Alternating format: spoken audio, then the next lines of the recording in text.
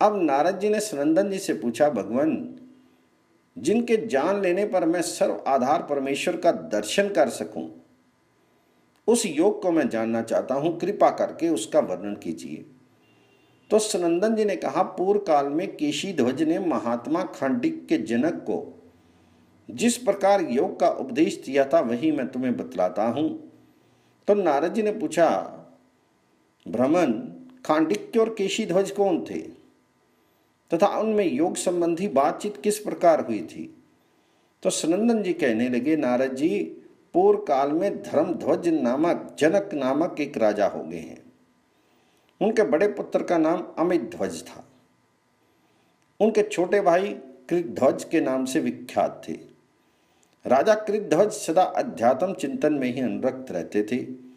कृतध्वज के पुत्र केशी ध्वज हुए। वे अपने सद ज्ञान के कारण धन्य हो गए थे। अमित ध्वज के पुत्र का नाम खांडिक के जनक था। खांडिक के कर्म कांड में निपुण थे। एक समय केशी ध्वज ने खांडिक्य को परास्त करके उन्हें राज्य सिंहासन से उतार दिया। राज्य से भ्रष्ट होने पर खांडिक्य थोड़ी सी साधन सामग्री लेकर पुरोहित और मंत्रियों के साथ एक दुर्गम वन में चले गए। इधर केशी ध्वज ने ज्ञान निष्ठ होते हुए भी निष्काम भाव से अनेक यज्ञों का अनुष्ठान किया। योगवेताओं में श्रेष्ठ नारद जी, एक समय केशी ध्वज जब यज्ञ में लगे हुए थे, उनकी दूध देने वाली गाय को निर्जन वन में किसी भयंकर व्याघ्र ने मार डाला। व्याघ्र द्वारा गौ को मारी गई जानकर राजा ने ऋत्विज्ञों से इसका प्रायश्चित पूछा। इस विषय में क्या करना चाहिए? तो ऋत्विज बोले, महाराज, हम नहीं जानते, आप कशेरु से पूछिए। जब राजा ने कशेरु से ये बात पूछी तो उन्होंने भी वैसा ही उत्तर देते हुए कहा, राजेंद्र, मैं इस विषय में कुछ नहीं जानता, आप शुनक से पूछिए, वे जानते होंगे। तब राजा ने शुनक के पास जाकर यही प्रश्न किया।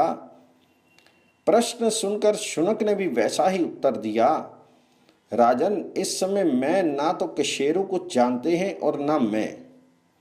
इस समय पृथ्वी पर दूसरा कोई भी इसका ज्ञाता नहीं है। एक ही व्यक्ति इस बात को जानता है, वह है तुम्हारा पुत्र खांडिक्य, जिसे तुमने परास्त किया है। शुनक की ये बात सुनकर राजा ने कहा, अच्छा, तो अब मैं अपने शत्रु से ही ये बात पूछने के लिए जाता हूं। यदि वह मुझे मार देगा तो भी इस यज्ञ का फल तो प्राप्त ही हो जाएगा। यदि मेरा वह शत्रु पूछने पर मुझे प्रायश्चित बतला देगा तब तो ये यज्ञ सांगोपांग पूर्ण हो जाएगा। ऐसा कहकर राजा केशी ध्वज काला मृग चर्म धारण किए रथ पर बैठे और जहां महाराज खांडिक्य रहते थे उस वन में गए। खांडिक्य ने अपने उस शत्रु को आते देख धनुष चढ़ा लिया और क्रोध से आंखें लाल करके कहा, अरे, क्या तू काले मृग चर्म को कवच के रूप में धारण करके हमें मारेगा? तो केशी ध्वज ने कहा, खांडिक्य जी, मैं आपसे एक संदेह पूछने के लिए आया हूं, आपको मारने के लिए नहीं आया हूं। तदंतर परम बुद्धिमान खांडिक्य ने अपने समस्त मंत्रियों और पुरोहितों के साथ एकांत में सलाह की। मंत्रियों ने कहा, ये शत्रु इस समय हमारे वश में है, अतः इसे मार डालना चाहिए। इसके मारे जाने पर यह सारी पृथ्वी आपके अधीन हो जाएगी। ये सुनकर खांडिक्य उन सब से बोले, निस्संदेह ऐसी ही बात है, इसके मारे जाने पर यह सारी पृथ्वी अवश्य मेरे अधीन हो जाएगी, परंतु इसे पारलौकिक विजय प्राप्त कैसे होगी? इसे तो पारलौकिक विजय प्राप्त हो जाएगी और मुझे संपूर्ण पृथ्वी प्राप्त होगी। यदि इसे ना मारूं तो पारलौकिक विजय मेरी होगी और इसे सारी पृथ्वी मिलेगी। पारलौकिक विजय अनंत काल के लिए होती है और पृथ्वी की जीत थोड़े ही दिन के लिए रहती है। इसलिए मैं तो इसे मारूंगा नहीं, ये जो कुछ पूछेगा इसे बतलाऊंगा। ऐसा निश्चय करके खांडिक्य जनक अपने शत्रु के समीप गए और इस प्रकार बोले, तुम्हें जो कुछ पूछना हो वे सब पूछ लो, मैं बताऊंगा। खांडिक्य के ऐसा कहने पर केशी ध्वज ने होम संबंधी गाय के मारे जाने का सब वृत्तांत ठीक ठीक बता दिया और उसके लिए कोई व्रत रूप प्रायश्चित पूछा। तो खांडिक्य ने भी वह संपूर्ण प्रायश्चित जिसका कि उसके लिए विधान था केशी ध्वज को विधि पूर्वक बता दिया। सब बातें जान लेने पर महात्मा खांडिक्य की आज्ञा लेकर केशीध्वज ने यज्ञ भूमि को प्रस्थान किया और वहां पहुंचकर क्रमशः प्रायश्चित का सारा कार्य पूर्ण किया। फिर धीरे धीरे यज्ञ समाप्त होने पर राजा ने अभृत स्नान किया। तत्पश्चात कृत कार्य होकर राजा केशीध्वज ने मन ही मन सोचा, मैंने संपूर्ण ऋतज्ञों का पूजन तथा सब सदस्यों का सम्मान किया, साथ ही याचकों को भी उनकी मनवांछित वस्तुएं दी। इस लोक के अनुसार जो कुछ कर्तव्य था वह सब मैंने पूरा किया। तथापि ना जाने क्यों मेरे मन में ऐसा अनुभव होता है कि मेरा कर्तव्य अधूरा रह गया है, यह अभी पूर्ण नहीं हुआ है। इस प्रकार सोचते सोचते राजा के ध्यान में ये बात आई कि मैंने अभी तक खांडिक्य जी को गुरु दक्षिणा नहीं दी। तब वे रथ पर बैठकर फिर उसी दुर्गम वन में गए जहां खांडिक्य रहते थे। खांडिक्य ने पुनः उन्हें आते देखकर हथियार उठा लिया।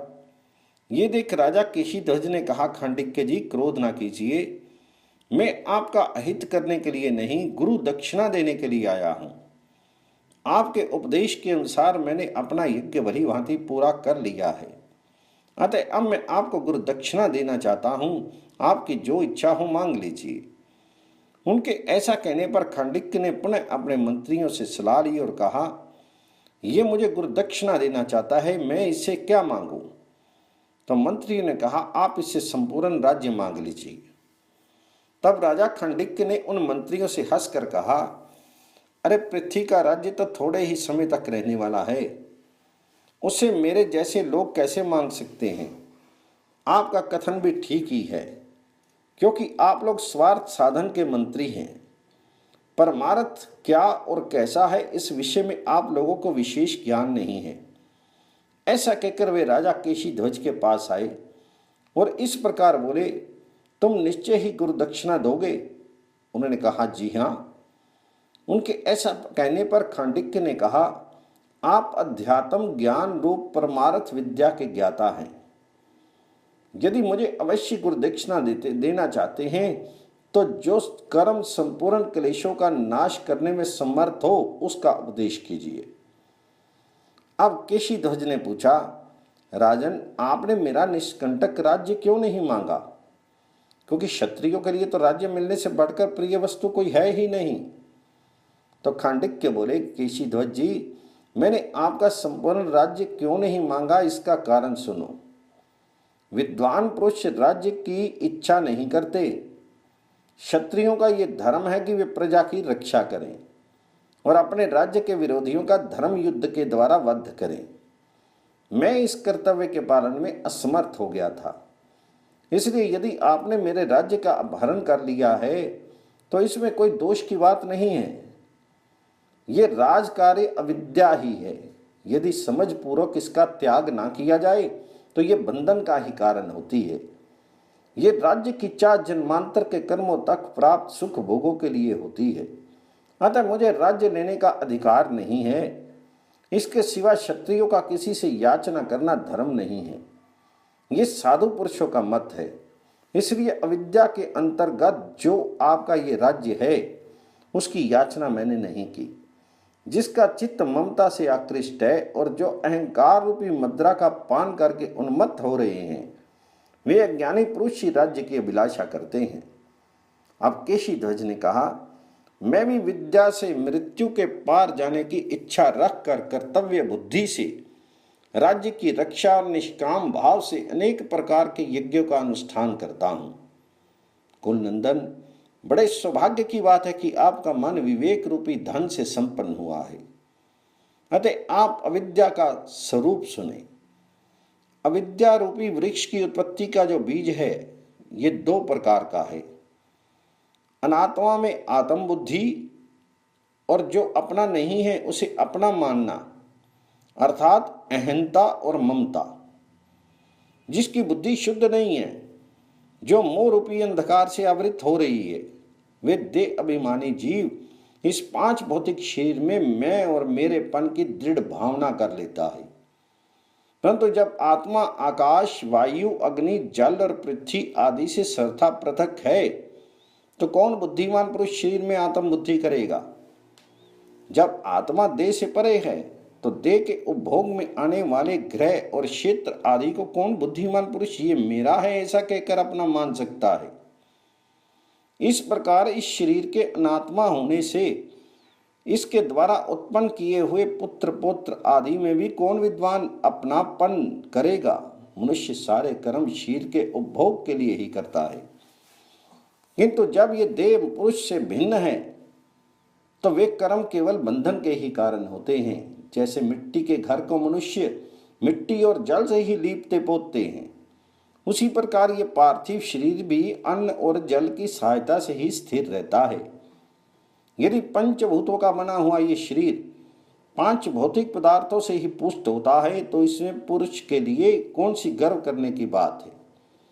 ये जीव अनेक सहस्त्र जन्मों से संसार रूपी मार्ग पर चल रहा है और वासना रूपी धूल से आच्छादित होकर केवल मोह रूपी श्रम को प्राप्त होता है। जिस समय ज्ञान रूपी गर्म जल से इसकी वह वासना रूपी धूल धो दी जाती है, उसी समय इस संसार मार्ग के पथिक का मोह रूपी श्रम शांत हो जाता है। उस मोह रूपी श्रम के शांत होने पर पुरुष का अंतःकरण निर्मल होता है और वह निरतिशय परम निर्वाण पद को प्राप्त कर लेता है। ये ज्ञान में विशुद्ध आत्मा निर्वाण स्वरूपी है। इस प्रकार मैंने आपको अविद्या का बीज बतलाया है।